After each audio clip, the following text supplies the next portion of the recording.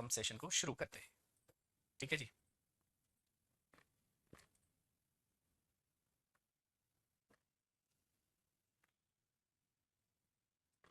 तो ये क्वेश्चन हम लोगों ने किया था पिछले क्लास में। ये कमेंट क्यों नहीं है किसी के? कैसे पता चलेगा बच्चे जुड़े हैं नहीं है? एक भी कमेंट नहीं आ रहा।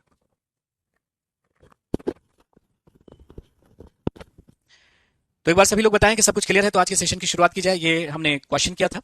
अब थोड़ा हम डिस्टेंस टाइम ग्राफ के बारे में बात कर लेते हैं कि आपको याद कर लेना है डिस्टेंस टाइम ग्राफ के कौन सा डिस्टेंस टाइम ग्राफ किस चीज को शो कर रहा है ना। तो एक बार सभी लोग लाइव आए और बताएं फटाफट, क्लास लाइव हुई या नहीं हुई है?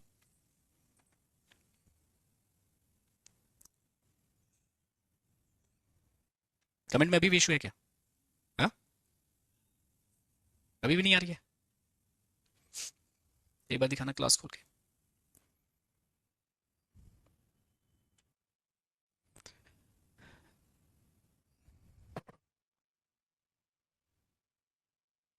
तो आज डिस्टेंस टाइम ग्राफ की हम लोग बात कर लेते हैं कि what is distance time graph, है ना।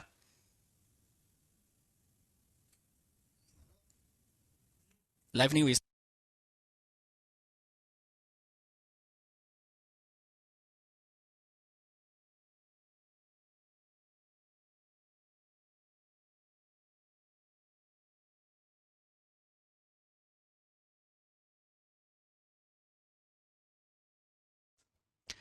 तो चलिए, उम्मीद के साथ कि मैं आप तक पहुंच रहा हूं, हमारी आवाज और तस्वीर आप तक पहुंच रही है, आज के सेशन को शुरू करते हैं। हम लोग देखने जा रहे हैं डिस्टेंस टाइम ग्राफ। ये याद कर लेना है आपको, डिस्टेंस टाइम ग्राफ, दूरी समय ग्राफ, दूरी समय ग्राफ। ठीक है जी। ये क्या है कि देखो, हमने डिस्टेंस को क्या लिया है, डिस्टेंस को लिया है वाई एक्सिस पे। ये वाई एक्सिस है, ये एक्स एक्सिस है, तो इसको बोलते हैं एक्स अक्ष, इसको बोलते हैं वाई अक्ष। तो अगर आपने डिस्टेंस को लिया है वाई अक्ष पे और समय को लिया है टी अक्ष पे, तो ये जो आपका ग्राफ ड्रॉ होता है ये कहलाता है डिस्टेंस टाइम ग्राफ। क्या कहलाता है? Distance time graph. अब देखिए, पहला डिस्टेंस टाइम ग्राफ मैं आपसे पूछता हूं, आपके उत्तर तो नहीं आएंगे हमारे पास। ये है डिस्टेंस और ये है टाइम, है ना। तो इस एक्सिस पर हमने समय लिया है, इस एक्सिस पे हमने दूरी ली है, तो ये जो ग्राफ ड्रॉ होगा, ये जो ग्राफ हमारा बनेगा, ये कहलाएगा distance time graph, my dear friends. अगर दूरी समय ग्राफ जो है वो स्ट्रेट लाइन है, सीधी रेखा है और समय अक्ष के समानांतर है, टाइम एक्सिस के पैरेलल है, तो आप मुझे बताइए बॉडी के मोशन के बारे में। ये देखिए, समय बढ़ता जा रहा है, समय बढ़ता जा रहा है, इस एक्सिस पे समय है, इस अक्ष पे समय है, लेकिन दूरी देखो बढ़ रही है क्या? दूरी वहीं की वहीं है। मान लिया ये 2 मीटर है, तो यही दूरी उतनी ही है, दूरी नहीं बढ़ रही है। तो अगर समय दूरी ग्राफ क्या है, एक सीधी रेखा है और समय अक्ष के समानांतर है, टाइम एक्सिस के पैरेलल है, इसका मतलब होता है कि बॉडी किसमें है? रेस्ट में है, विराम में है।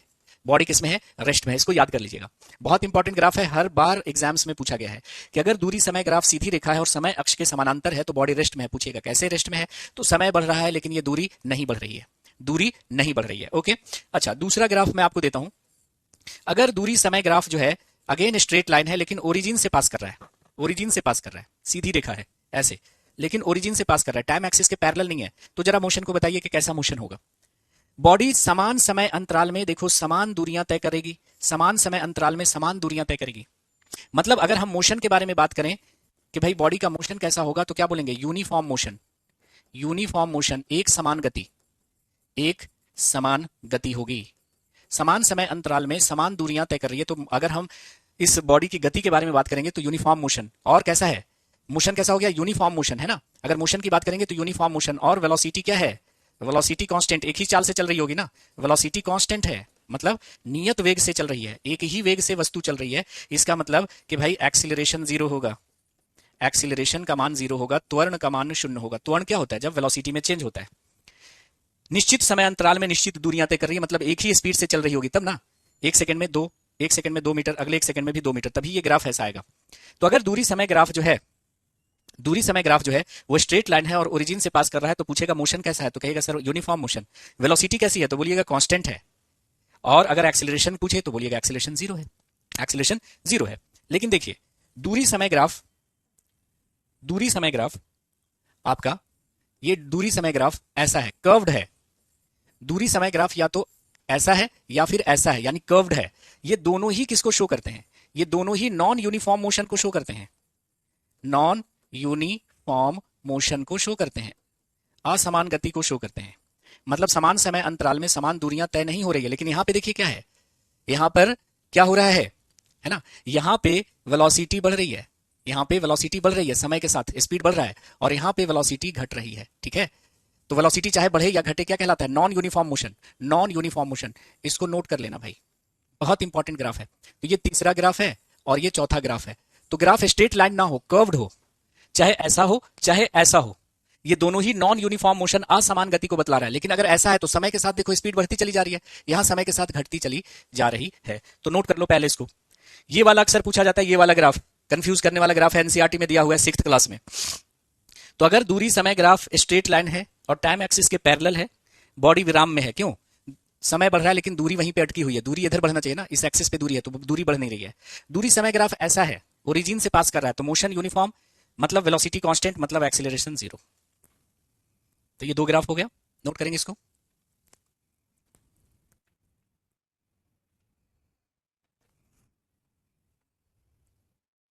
आ रही बात समझ में? इसको याद कर लेना है। अब आपके कमेंट्स आ रहे हैं, ठीक है ना? यही कमेंट है ना? चलिए, प्रकाश पाल हमारे साथ हैं, राखी हैं, नैन्सी चौधरी हैं, रश्मि यादव हमारे साथ हैं, रोहित कुमार, संगीता साहू, तनु चौहान। चलिए अब आ रहा है। और सर जब बराबर हो मतलब क्या पूछ रहे हैं प्रकाश? क्या बराबर हो? ये 4 ग्राफ आपसे पूछे जाएंगे डिस्टेंस टाइम ग्राफ के बारे में, ठीक है। तीसरा ग्राफ ऐसा है कि डिस्टेंस टाइम ग्राफ कैसा है? कर्व्ड है, वक्राकार है, ऐसा। तो ये दोनों ही केसेस में मोशन कैसा हो जाएगा? यूनिफॉर्म। लेकिन इस केस में क्या है? वेलोसिटी बढ़ रही है ना, समय के साथ देखो बढ़ती जा रही है, यहाँ पे घटती घटती 0 हो गई, फिर देखो यहाँ पे वेलोसिटी घट रही है। दोनों ही नॉन यूनिफॉर्म मोशन है। निधि दिख रहा है आपका कमेंट? अब दिखाई दे रहा है मुझे। तो जैसे क्वेश्चन आपसे पूछ लिया जाए, ऐसे ये वाला ग्राफ देके पूछ लिया जाए, डिस्टेंस टाइम ग्राफ, ये बताओ बॉडी कैसे है, बॉडी के मोशन के बारे में बताओ। तो क्वेश्चन रहेगा कि बॉडी रेस्ट में है, बॉडी यूनिफॉर्म मोशन से चल रही है, बॉडी एक्सीलरेटेड मोशन से चल रही है, बॉडी नॉन यूनिफॉर्म मोशन से चल रही है ना? तो इसको कॉन्सेप्ट से याद रख लीजिएगा। देखो समय बढ़ रहा है लेकिन दूरी नहीं बढ़ रही है, इसका मतलब बॉडी क्या है? रेस्ट में है, ठीक है। लेकिन थोड़ा सा वेलोसिटी टाइम ग्राफ बताऊं आपको, वेलोसिटी टाइम ग्राफ बता देता हूं। ये मान लिया कि इस एक्सिस पे हमने वेलोसिटी लिया, इस एक्सिस पे टाइम लिया, तो ये जो हमारा ग्राफ बनेगा ये बनेगा वीटी ग्राफ। वीटी ग्राफ है ना, वेग समय ग्राफ, वेग समय ग्राफ, वेलोसिटी टाइम ग्राफ, ऐसा। टाइम एक्सिस पे, सॉरी एक्स एक्सिस पे हमने समय लिया और इस पे वेग ले लिया, तो ये ग्राफ कहलाएगा वेलोसिटी टाइम ग्राफ। अच्छा, पहला ग्राफ अगर मैं आपसे बोलूं कि ये मान लिया कि कोई वेग समय ग्राफ है और ये वेग समय ग्राफ जो है वो स्ट्रेट लाइन है और टाइम एक्सिस के पैरेलल है। अब जरा बता दो। हाँ, अब सबका दिख रहा है कमेंट, सभी का दिख रहा है। हाँ, थोड़ा पिछले क्लास से कुछ दिक्कत थी लेकिन अभी सही है, ठीक है। अब बताइए, देखते हैं कितने लोग समझ पाते हैं इस ग्राफ को। यह है वेग समय ग्राफ, और वेग समय ग्राफ अगेन क्या है? स्ट्रेट लाइन है और टाइम एक्सिस के पैरेलल है। वो था डिस्टेंस टाइम ग्राफ, समझिएगा। Distance time graph straight line था और टाइम एक्सिस के पैरेलल था, समय अक्ष के समानांतर था। तो बॉडी क्या थी? विराम में थी, रेस्ट में थी। बॉडी किस में थी? विराम में थी, रुकी हुई थी। लेकिन अब यहाँ पे वेलोसिटी टाइम ग्राफ है और क्या है? ये स्ट्रेट लाइन है। तो ये जो मोशन हो जाएगा वो कैसा हो जाएगा? ये यूनिफॉर्म मोशन को बतला रहा है। किसको बतला रहा है? यूनिफॉर्म मोशन को बतला रहा है, एक समान गति को बतला रहा है। बतला रहा है कि नहीं बतला रहा है? देखो समय बढ़ता जा रहा है लेकिन इसकी वेलोसिटी में चेंज नहीं आ रहा है, सेम वेलोसिटी से चलती जा रही है। मान लिया 2 मीटर पर सेकंड, तो 2 मीटर पर सेकंड से चलती चली जा रही है। वेग 0 नहीं होगा, सेम स्पीड से चलती जा रही है, सेम वेलोसिटी से चलती जा रही है। यानी uniform motion, velocity constant. Velocity क्या है? कांस्टेंट। वेग नियत है, वेग क्या है? नियत है। और एक्सीलरेशन क्या है? 0 है ना? एक्सीलरेशन 0 है, तो यूनिफॉर्म मोशन को बतला रहा है। तो ये दोनों ग्राफ में थोड़ा सा होशियारी रखिएगा। डिस्टेंस टाइम ग्राफ अगर है तो रेस्ट में होगा, लेकिन velocity time graph straight line है तो यूनिफॉर्म मोशन को बतला रहा होगा, ठीक है। चलिए अब थोड़ा सा हम आते हैं कि हमारे पास 2 कार का डिस्टेंस टाइम ग्राफ दिया हुआ है। यह है कार ए और यह है कार बी, ठीक है। यह है कार ए और यह है कार बी का distance time graph.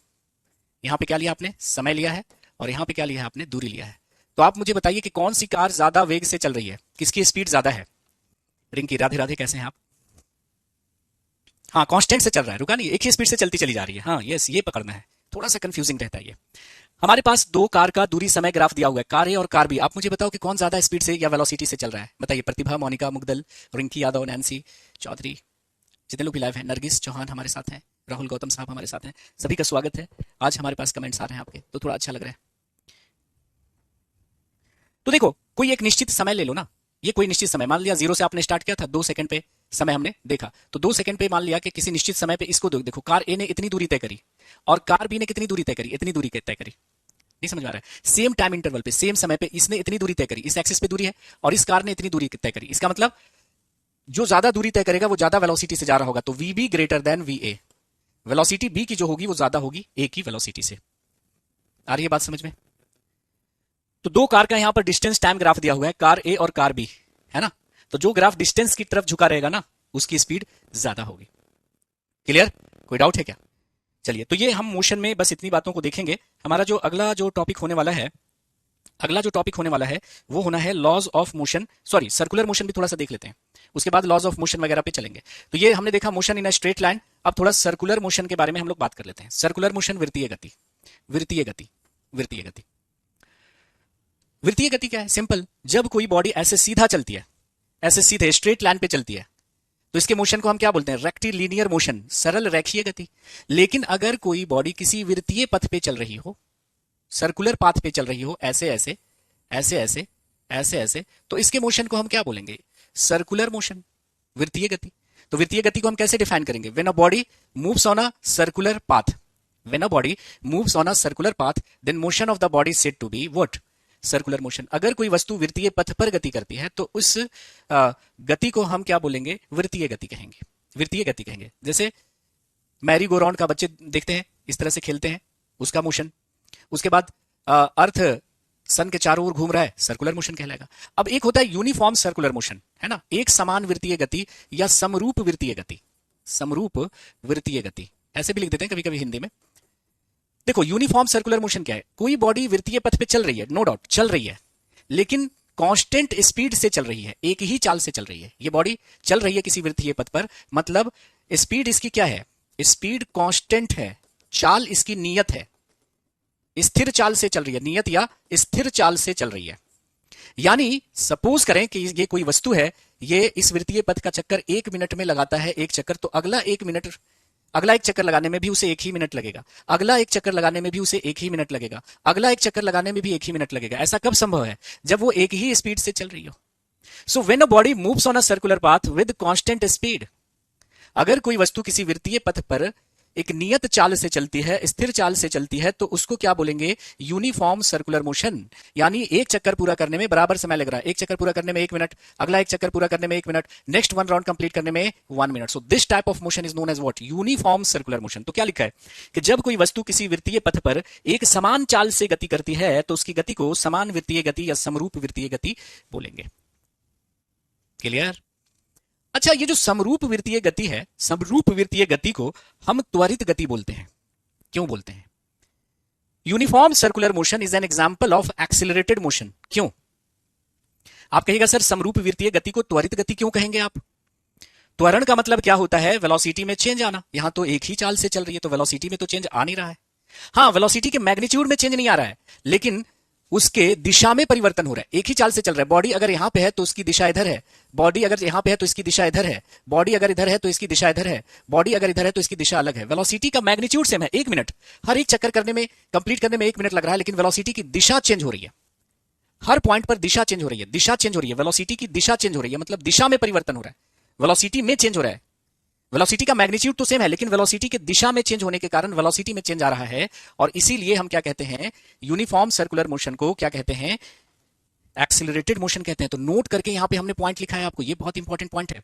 Uniform circular motion is an example of क्या? Accelerated motion. समरूप वृत्तीय गति या एक समान वृत्तीय गति एक त्वरित गति का उदाहरण है, क्योंकि वेग की दिशा प्रत्येक बिंदु पे बदल रही है ना? मैग्नीट्यूड बदल नहीं रहा है, परिमाण वही है। एक चक्कर कंप्लीट करने में क्या लग रहा है? इसे बराबर समय लग रहा है, 1 मिनट, लेकिन प्रत्येक बिंदु पर वेलोसिटी की दिशा चेंज हो रही है। वेलोसिटी की दिशा चेंज हो रही है, मतलब वेलोसिटी में चेंज हो रहा है, और वेलोसिटी में चेंज आना क्या कहलाता है? वेलोसिटी में चेंज आना ही तो एक्सीलरेशन कहलाता है।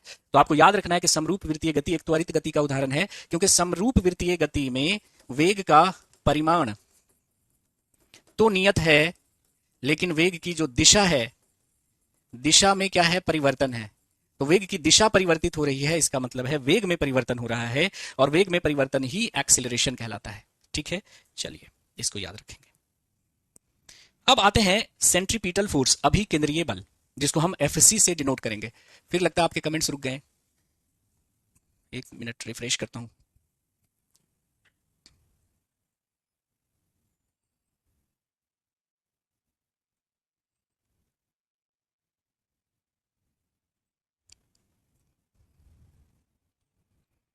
ठीक है। तो सेंट्रीपिटल फोर्स अभी केंद्रीय बल। ठीक है, बात आ रही है समझ में? क्लियर है सबको या कोई दिक्कत है? हाँ, लिख सकते हैं, डेफिनेशन है, ऐसे तो कॉन्सेप्ट की चीज है फिजिक्स, ये तो दे ही दिया जाएगा आपको, है ना। पीडीएफ सब अपलोड हो रहा है या नहीं हो रहा? कोई मिसिंग तो नहीं है? बताइए, राहुल, शुभम, नैन्सी, जितने लोग भी लाइव हैं, हंसा, सैनी। तो जब भी कोई वस्तु किसी वृत्तीय पथ पर चलती है, तो उस वस्तु को वृत्तीय पथ पर बनाए रखने के लिए, देखिए इस पे मैं बाद में आता हूं अभी, जब कोई वस्तु किसी वृत्तीय पथ पे चलेगी, तो ये बॉडी मान लिया वृत्तीय पथ पर यहां है, तो ये इधर जाना चाहेगी, ऐसे सीधा जाना चाहेगी, लेकिन कोई ना कोई बल है जो इसे खींच कर क्या करेगा, वृत्तीय पथ पे बनाएगा, ऐसे इधर जाना चाहेगी, खींच कर इधर लाएगा। बॉडी यहां पे है तो इधर जाना चाहेगी, लेकिन कोई ना कोई बल है जो इसको खींच कर इधर लाएगा, नहीं भाई उधर मत जाओ, यहां पे है तो इधर जाना चाहेगा, खींच कर इधर लाएगा।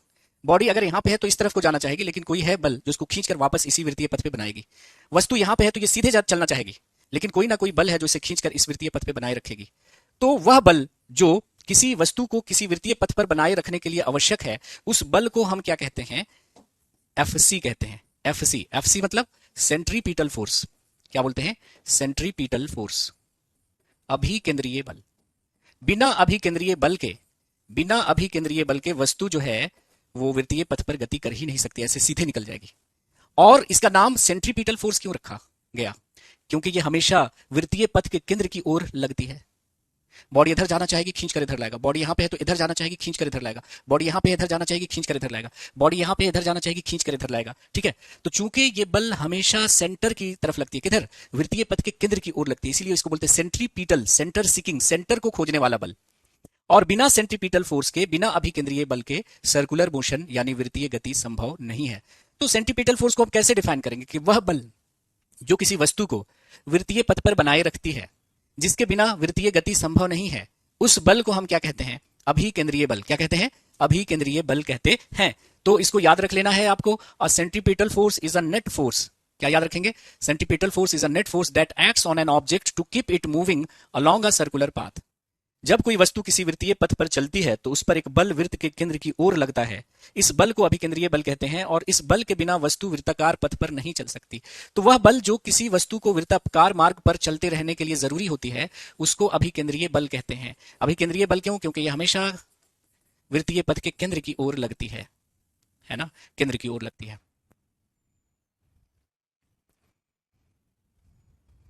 शिवान सर की क्लास नहीं लग रही है? हाँ लक्ष्मी, सभी का कमेंट अब शो हो रहा है। थोड़ा सा दिक्कत है, बीच बीच में रुक जा रहा है कमेंट, ठीक है, तो इसको नोट कर लें, बेटर है कि पीडीएफ से नोट कर लें। तो ये हमने लिख भी दिया ताकि थोड़ा सा याद भी आपको रह जाए, है ना। वैसे तो फिजिक्स में बस ये समझा के आगे निकल जाना होता है, पर हमने थोड़ा सा हिंदी और इंग्लिश दोनों में लिख दिया ताकि जब आप पढ़ें तो थोड़ा सा कॉन्सेप्ट क्लियर हो जाए। अब यहां से जो क्वेश्चन पूछे जाते हैं कि अभिकेंद्रीय बल, एक तो फॉर्मूला हम बता देते हैं आपको, उसके बाद अभिकेंद्रीय बल के सिद्धांत पे और अपकेंद्रीय बल के सिद्धांत पे कौन कौन से चीजें काम करती हैं, यहां से ढेर सारे भर भर के सवाल आपसे पूछे जाते हैं। तो सिंपल आपको कॉन्सेप्ट ये याद रखना है, डेफिनेशन आपको याद रखने की जरूरत नहीं है, कि जब कोई वस्तु किसी वृत्ताकार पथ पर चलती है तो उस वृत्ताकार पथ के केंद्र की ओर एक बल लगता है, उस बल को अभिकेंद्रीय बल कहते हैं। और यही बल जो है वो वस्तु को क्या करता है? वृत्तीय पथ पर बनाए रखता है। इस बल के अभाव में वस्तु वृत्तीय पथ पर नहीं चल पाएगी। तो बॉडी इधर जाना चाहेगा, खींच कर इधर लाएगा। बॉडी इधर जाना चाहेगा, खींच कर इधर लाएगा। बॉडी इधर जाना चाहेगा, खींच कर इधर लाएगा। तो एक बल हमेशा वस्तु के केंद्र की ओर लगती है, जो इसको क्या करती है? अपने पथ पर बनाए रखती है। अब मान लिया कि इसका फॉर्मूला से तो क्वेश्चन आपके एग्जाम में नहीं रहेगा, लेकिन अगर बाय द वे पूछ दे तो क्या करेंगे आप, है ना। तो उसके लिए हम पहले से आपको बता देते हैं। जैसे ये कोई वृत्तीय पथ है, सर्कुलर पाथ है, ये इसका केंद्र है, ये इसका केंद्र है, और इस वृत्ताकार मार्ग पर एक वस्तु है, चल रही है। इस वस्तु का द्रव्यमान m है और वो v वेग से चल रही है। कितने वेग से? v वेग से चल रही है। तो इसके केंद्र की ओर, इस वृत्तीय पथ के केंद्र की ओर लगने वाला जो अभिकेंद्रीय बल होगा, उसका फॉर्मूला क्या होगा? कितना अभिकेंद्रीय बल लगेगा? एफसी। एफसी मतलब बताया था अभिकेंद्रीय बल वो कितना होगा? mv² बटा r के बराबर होगा। बस ये फॉर्मूला याद कर लो आप, है ना। जैसे मान लिया क्वेश्चन पूछ लिया जाए कि एक m द्रव्यमान की वस्तु v वेग से किसी वृत्तीय पथ पर चलती है, उस वृत्तीय पथ की त्रिज्या मान लिया कितनी है? r है। वृत्तीय पथ की त्रिज्या r है, तो उस पर लगने वाला अभिकेंद्रीय बल कितना होगा? mv² अपॉन r होगा। यानी वस्तु का आपको द्रव्यमान पता हो, जिस वेग से चल रहा है वो वेग पता हो, और जिस वृत्तीय पथ पे वो चल रहा है उसका त्रिज्या पता हो, तो कितना अभिकेंद्रीय बल लगेगा हम इस फॉर्मूला से कैलकुलेट कर लेंगे। ठीक है जी, बात आ रही है समझ में? जहां पे m के एफसी क्या है? जहां पे एफसी है सेंट्रीपिटल फोर्स, अभिकेंद्रीय बल, एकदम क्लियर याद रखना है, अभिकेंद्रीय बल। m क्या है? Mass of the body, mass of the body, वस्तु का द्रव्यमान, वस्तु का द्रव्यमान जो वस्तु वृत्तीय पथ पे चल रही है। v क्या है, वेलोसिटी ऑफ द बॉडी, जिस वेग से वो वस्तु चल रही है ना, वस्तु का वेग, वस्तु का वेग है। और r क्या है, रेडियस ऑफ सर्कुलर पाथ, बोल सकते हैं ना इसको, रेडियस ऑफ सर्कुलर पाथ, वृत्तीय पथ की त्रिज्या, जिस वृत्तीय पथ पे वस्तु चल रही है उसकी त्रिज्या, वृत्तीय पथ की त्रिज्या है कि नहीं। तो अगर m द्रव्यमान की वस्तु v वेग से r त्रिज्या वाले वृत्ताकार मार्ग पे चलता है, तो उस मार्ग के केंद्र की ओर लगने वाला बल कितना होगा, तो यही होगा mv²/r। संतोष ने पहले लिख दिया, क्लियर हुआ कि नहीं हुआ। तो कितना बल लगेगा, हमने क्या बोला कि जब कोई वस्तु किसी वृत्ता मार्ग पर चलती है तो उसके केंद्र की ओर एक बल लगती है, उस बल को अभिकेंद्रीय बल कहते हैं, और वो बल वस्तु को वृत्तीय मार्ग पर बनाए रखने के लिए जरूरी होता है। इस बल के अभाव में वस्तु वृत्तीय मार्ग पर चल नहीं पाएगी। वो बल कितना लगेगा उसका फॉर्मूला ये हो गया, है ना। जैसे आपको वस्तु का द्रव्यमान दे दिया जाए, जिस वेग से चल रहा है वो दे दिया जाए, जिस वृत्तीय पथ पे चल रही है उस वृत्तीय पथ की त्रिज्या दे दिया जाए, है ना।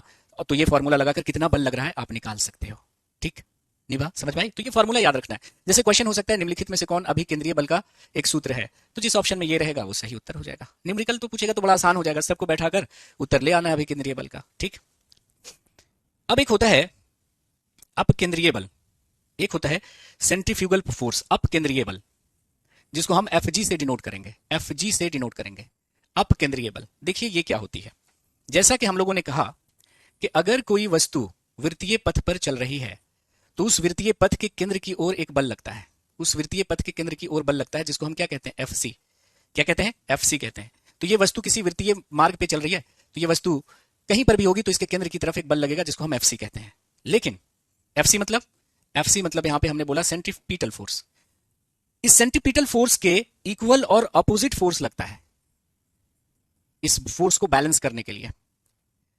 तो सेंट्रीपिटल फोर्स क्या चाहता है कि बॉडी सेंटर की तरफ आ जाए, सेंट्रीफ्यूगल फोर्स क्या चाहता है कि बॉडी सेंटर से बाहर की तरफ जाए।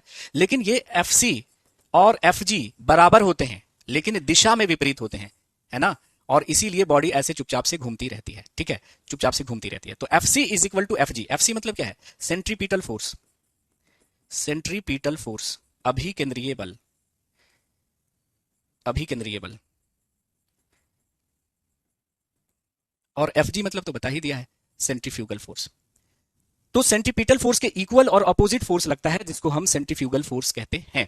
तो सेंट्रीपिटल फोर्स बराबर होता है सेंट्रीफ्यूगल फोर्स के, लेकिन दिशा में विपरीत होता है। नेगेटिव साइन कहने का मतलब दिशा में विपरीत। सेंट्रीपिटल फोर्स इधर ले जाना चाहेगा, ये सेंटर से अवे ले जाना चाहेगा, लेकिन दोनों इक्वल इन मैग्नीट्यूड। जैसे मान लिया कि आपने देखा होगा रस्सा खींच वाला खेल, दो समान स्ट्रेंथ वाले बच्चे को आप पकड़ा दो, तो एक उधर से खींच रहा है, एक उधर से खींच रहा है, तो बॉडी जो है वहीं पे रुकी रहेगी, कहीं भी इधर उधर नहीं जाएगी, है ना। तो दोनों बराबर का फोर्स है, तो अब बॉडी इधर ऐसे ऐसे घूमती रहेगी। तो सिंपल याद रखना है कि वह बल यानी अपकेंद्रीय बल वह बल होता है जिसके कारण किसी गतिशील वस्तु में केंद्र से दूर भागने की प्रवृत्ति होती है। यह वह आभासी बल होता है, आभासी बल होता है जो अभिकेंद्रीय बल के समान तथा विपरीत दिशा में कार्य करता है। तो इतना लिखने की आपको जरूरत नहीं है, बस लिखना है, आपको यह याद रखना है कि सेंट्रीपिटल फोर्स के इक्वल और अपोजिट फोर्स लगता है, उसको सेंट्रीफ्यूगल फोर्स कहते हैं। अब याद जो रखने वाली यहां पे बात है वो ये है कि सेंट्रीफ्यूगल फोर्स के सिद्धांत पे, अपकेंद्रीय बल के सिद्धांत पे कौन कौन सी चीजें कार्य करती हैं। जैसे अक्सर आपसे पूछा जाता है कि मिल्क से जो क्रीम हम सेपरेट करते हैं, दूध से मक्खन निकालते हैं, वो किसकी वजह से सेपरेट होता है, सेंट्रीफ्यूगल फोर्स के कारण। वॉशिंग मशीन का जो ड्रायर होता है, जो कपड़ा सुखाता है, वो किस सिद्धांत पे काम करता है, सेंट्रीफ्यूगल फोर्स के सिद्धांत पे काम करता है। सेंट्रीफ्यूज मशीन आपने देखी होगी, ब्लड चेक करने वाला, ब्लड को मशीन में डालकर ऐसे घुमाते हैं, उसको बोलते हैं सेंट्रीफ्यूज मशीन। सेंट्रीफ्यूज मशीन जो ब्लड वगैरह आपका चेक करता है, वो किस सिद्धांत पे काम करता है, तो क्या कहेंगे, सेंट्रीफ्यूगल फोर्स के सिद्धांत पे काम करता है। पृथ्वी अपने पोल पर चिपटी हो गई है ना, पोल पर क्या हो गया, चिपटा हो गया, इक्वेटर पे बल्ज हो गया है, किसकी वजह से, सेंट्रीफ्यूगल फोर्स के कारण, सेंट्रीफ्यूगल फोर्स के कारण। तो डेफिनेशन आपको लिखने की जरूरत नहीं है, बस ये लिख लीजिएगा कि एफसी बराबर होता है एफजी के, और माइनस कहने का मतलब एफसी और एफजी की दिशा क्या होती है, विपरीत होती है। एफसी मतलब अभिकेंद्रीय बल, एफजी मतलब अपकेंद्रीय बल। ठीक है, तो इसका जो है ये याद रख लेना है, बस ये बहुत इंपॉर्टेंट है, इसको लिख लो। तो कपड़ा सुखाने की मशीन या सेंट्रीफ्यूगल ड्रायर जो होता है वो सेंट्रीफ्यूगल फोर्स के सिद्धांत पे काम करता है। सेंट्रीफ्यूज मशीन सेंट्रीफ्यूगल फोर्स के सिद्धांत पे काम करता है। दूध से मक्खन निकालने की मशीन जिसको हम क्रीम सेपरेटर कहते हैं, वो सेंट्रीफ्यूगल फोर्स के सिद्धांत पे काम करता है। अर्थ अपने पोल पर चपटा हो गया है, ध्रुव पर चपटा हो गया है अभिकेंद्रीय बल के कारण। तो ध्रुव पर पृथ्वी का चपटा होने का कारण, चपटा होने का कारण भी अभिकेंद्रीय बल है। तो ये सब का कारण क्या है, सेंट्रीफ्यूगल फोर्स, सेंट्रीफ्यूगल युगल फोर्स अप केंद्रीय बल, इसको नोट करना है आपको, इसको नोट कर लो फटाफट, ये सवाल मिलेंगे ही मिलेंगे। प्रतिभा करेंगे सर ये समझ तो आ रहा है लेकिन भूल जाते हैं तो इसे बार बार देखना पड़ेगा। विवेक यादव पूछ रहे हैं कौन कौन बिहार से है। आपको सबके सभी के कमेंट दिख रहे हैं एक दूसरे के।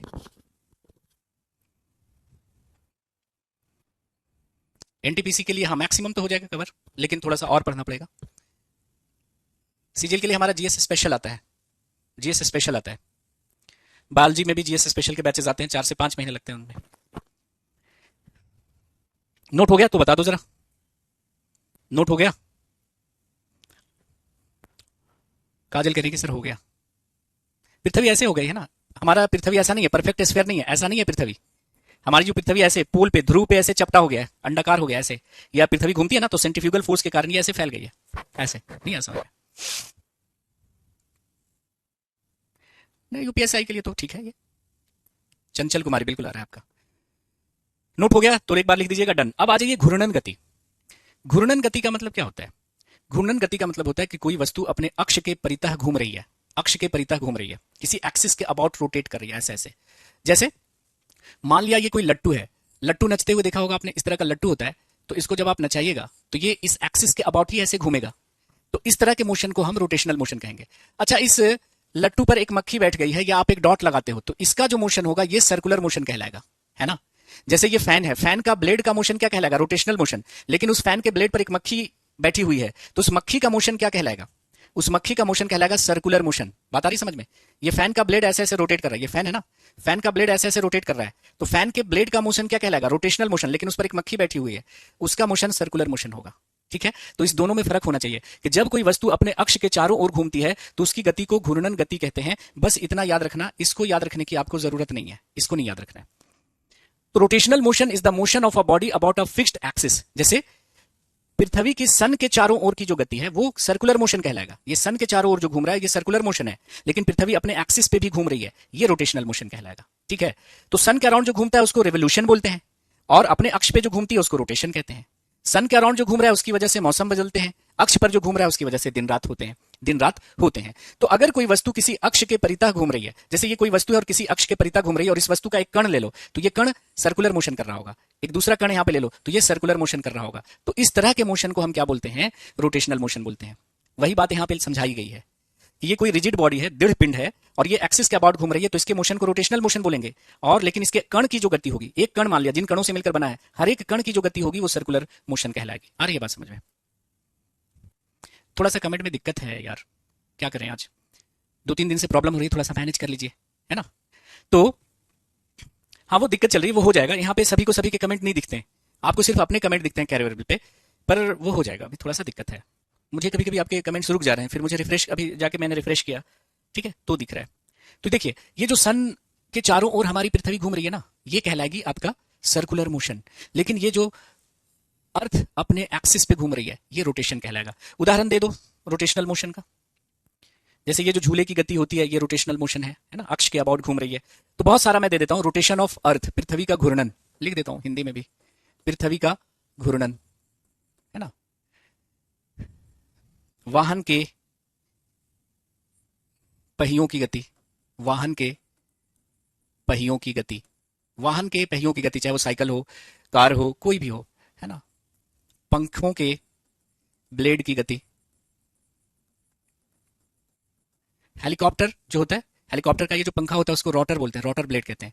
तो हेलीकॉप्टर के पंखों की गति सिंपल लिख देता हूं, हेलीकॉप्टर के पंखों की गति, पंखों की गति। उसके बाद लट्टू की गति, लट्टू की गति।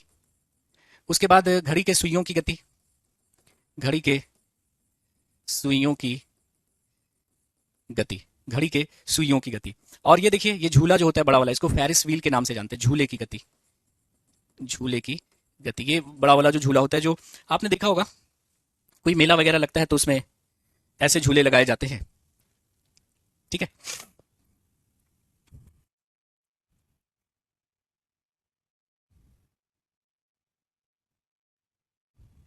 आरपीएफ एसआई की वैलिडिटी वो तो मैनेजमेंट वगैरह डिसाइड करते हैं कि भाई कितना वैलिडिटी रहनी चाहिए और कब तक रहनी चाहिए, ठीक है, चलिए सोनू राठौर, आजाद राजपूत, जीतू साहब, है ना।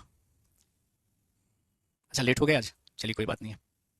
तो ये लट्टू अपने अक्ष पे घूम रही है ना, ऐसे जैसे पृथ्वी भी अपने अक्ष पे घूम रही है, लट्टू भी अपने अक्ष पे घूम रही है, तो घूर्णन गति ही कहलाएगी। तो आपको पहचानने के लिए दिया जाएगा कि कौन घूर्णन गति है, कौन घूर्णन गति नहीं है। एक होती है आपकी पीरियोडिक मोशन और हार्मोनिक मोशन, आवर्त गति। पीरियोडिक मोशन या हार्मोनिक मोशन, आवर्त गति, वह गति जो निश्चित समय अंतराल में बार बार दोहराई जाती हो, है ना, वह गति जो निश्चित समय अंतराल में बार बार दोहराई जाती हो उसको हम आवर्त गति बोलेंगे, है ना। क्या बोलेंगे? आवर्त गति। जैसे सूर्य के चारों ओर ग्रहों की गति, ये सर्कुलर मोशन भी है और आवर्त गति भी है। सूर्य के चारों ओर पृथ्वी को एक चक्कर लगाने में हमेशा 365 दिन का समय लगता है। तो कोई गति निश्चित समय अंतराल में बार बार दोहराई जाती हो तो उसको हम आवर्त गति बोलेंगे। जैसे सूर्य के चारों ओर ग्रहों की गति, है ना। और हम motion of a pendulum, motion of a pendulum, लोलक की गति, लोलक की गति, घड़ी में इस तरह से होता था ना, टिक टिक टिक टिक, ये सिंपल पेंडुलम की गति, ठीक है, सिंपल पेंडुलम की ऐसे। तो कोई गति निश्चित समय अंतराल में बार बार दोहराई जा रही है तो इसको हम पीरियोडिक मोशन कहेंगे। जैसे सूर्य के चारों ओर पृथ्वी की गति, ये वृत्तीय गति का भी उदाहरण है और आवर्त गति का भी उदाहरण है, क्योंकि इसको एक चक्कर पूरा करने में बराबर समय लग रहा है, 365 दिन का समय लग रहा है। ठीक है जी, हाँ बिल्कुल कर सकते हैं नंदिनी, एनटीपीसी के लिए भी क्वेश्चंस मिल जाएंगे आपको। घास काटने वाली मशीन, घास काटने वाली मशीन का आवर्त गति कैसे होगा? चलिए, तो ये हमारा कुछ मोशन के बारे में बात हो गया था, तो मोशन के बारे में हम लोगों ने बात की है। अब जो हमारा अगला टॉपिक होने वाला है वो होने वाला है एक और बढ़िया सा टॉपिक, लॉज ऑफ मोशन। क्या पढ़ने वाले हैं? लॉज ऑफ मोशन, है ना, गति के नियम। तो न्यूटन के गति के नियम के बारे में हम लोग अब बात करने वाले हैं। ठीक है जी, लॉज ऑफ मोशन। तो मोशन के बाद हम लोग बात करेंगे लॉज ऑफ मोशन की। न्यूटन साहब ने किसी बॉडी के मोशन को बताने के लिए, किसी वस्तु की गति को बताने के लिए कुछ नियम दिए हैं। उन नियम को हम बोलते हैं न्यूटन के गति के नियम। और न्यूटन साहब ने 3 नियम दिए हैं, Newton first law of motion, Newton second law of motion and Newton third law of motion. Newton first law of motion का स्टेटमेंट सबको मुझे लगता है कि रटा रटाया होगा, मुझे बताने की भी जरूरत नहीं है, लेकिन हम लिखेंगे उसको।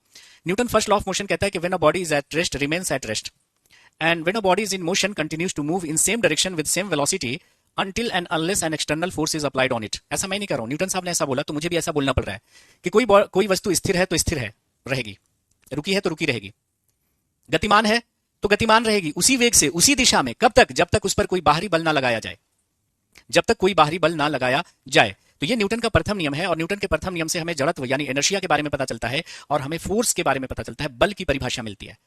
तो क्वेश्चन पूछा जाता है कि बल की परिभाषा न्यूटन के किस नियम से मिलती है, इनर्शिया यानी जड़त्व का बोध न्यूटन के किस नियम से होता है, फिर इनर्शिया कितने प्रकार का होता है। तो इन सभी चीजों पे हम लोग गौर करेंगे, लेकिन रहने देते हैं, नेक्स्ट क्लास में इसको हम लोग देखते हैं, है ना। फ्रेश चैप्टर स्टार्ट करेंगे हम लोग लॉज ऑफ मोशन। काजल करेंगे, सबका कमेंट प्राइवेट कर दीजिए, वो अपने आप हो जाएगा, घबराइए मत। थोड़ा सा उथल पुथल अभी चल रहा है उसमें, वो ठीक हो जाएगा। हाँ बिल्कुल बिल्कुल तुषार राठौर साहब। तो अगली क्लास भी अब आप लोगों की है, तो थोड़ा सा 5 मिनट हम आराम कर लेते हैं और फिर आते हैं फ्रेश बायोलॉजी के साथ।